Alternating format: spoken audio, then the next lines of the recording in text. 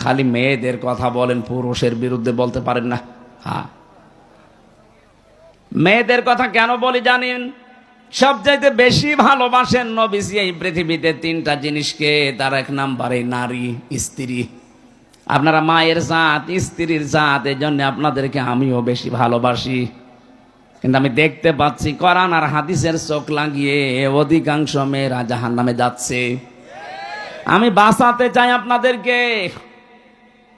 এ পৃথিবীতে আপনার স্বামী যত খারাপ হোক, আপনি তো এইটাই বলতে চান হামজা ভাই, স্বামীদের বিরুদ্ধে ওয়াজ করতে পারেন না। আমি ওয়াজ কি করব? এদেশে আজ পর্যন্ত নারী নির্যাতনের মামলা আছে, পুরুষ নির্যাতনের কোনো মামলা নেই। আমরা যে কোন যন্ত্রণায় আছি এটা বোঝাতেও পারি না। অন্তত ডক্টর ইউনূসকে আমরা আহ্বান জানাবো, খুব তাড়াতাড়ি পুরুষ নির্যাতনের একটা আইন বানান। শুধু আমি একা না, এখানে যত স্বামী বসে আছে অধিকাংশ মানসিক যন্ত্রণায়, মানসিক রোগী হয়ে যাচ্ছে স্ত্রীর ব্যবহারের কারণে। আমি কয়েকটা বলছি, একটু মেলান তো পান কিনা। এটা তিরমিজি শরীফের হাদিস। আল্লাহর নবী বলেন, নেককার মহিলা দুনিয়াতে তো ওইটাকে বলা হয় যেটা 5 ওয়াক্ত নামাজ পড়ে, রমজানের রোজা রাখে আর কালো বোরকা পরে ঘোরে না।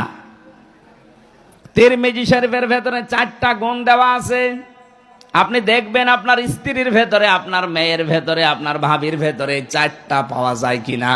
যদি পাওয়া যায়, তার জন্য জান্নাতের 8টা দরজা খোলা থাকবে। আর যদি এই 4টার একটাও পাওয়া না যায়, জান্নাত না জাহান্নামের 7টা দরজা খোলা থাকবে।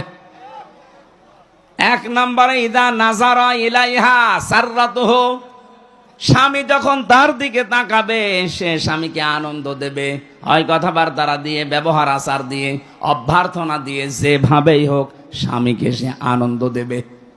আজ বাংলাদেশের দিকে তাকান, এইরকম মহিলা এখন ঘরে ঘরে নেই। এটা তো গ্রাম অঞ্চলের জন্য বুঝতেছেন না, এখানে এখনো ভালো মানুষ আছে। শহরের অবস্থা আরো খারাপ। স্বামী যখন বাইরে থেকে আসবে, ওর চেহারার দিকে তাকালে অর্ধেক ক্লান্তি দূর হয়ে যাওয়ার কথা, না আরো ক্লান্তি বেড়ে যায়। সম্মানিত মা বোনের, এটা হাসির খোরাকি না, এটা দুনিয়ার কাজও না, এটা আখেরাতের কাজ। আপনার স্বামীর আনন্দ নিয়ে, স্বামীর ভালোবাসা নিয়ে আপনার জান্নাত আল্লাহ তৈরি করবে। যখনই আসবে আপনি মনে করবেন দুনিয়ায় সব চাইতে বড় মেহমান আমার বাড়িতে এসেছে। নবীজির স্ত্রী উম্মে সালমা, না উম্মে মাইমুনা, হযরতে মাইমুনা রাদিয়াল্লাহু তাআলা আনহা, তিনি একবার সাজগোজ করে বাড়িঘর পরিষ্কার করে বিছানা পাতি চাদর বিছিয়ে তিনি অপেক্ষায় আছেন। এলাকার মেয়েরা এসে বলে, মাইমুনা কে আসবে আজকে এত সাজগোজ? হযরতে মাইমুনা বলেছেন, হে আমার এলাকার মানুষেরা, হে মহিলারা, এ পৃথিবীর সর্বশ্রেষ্ঠ মেহমান আমার স্বামী মুহাম্মদুর রাসূলুল্লাহ আজকে বাড়িতে আসতেছে।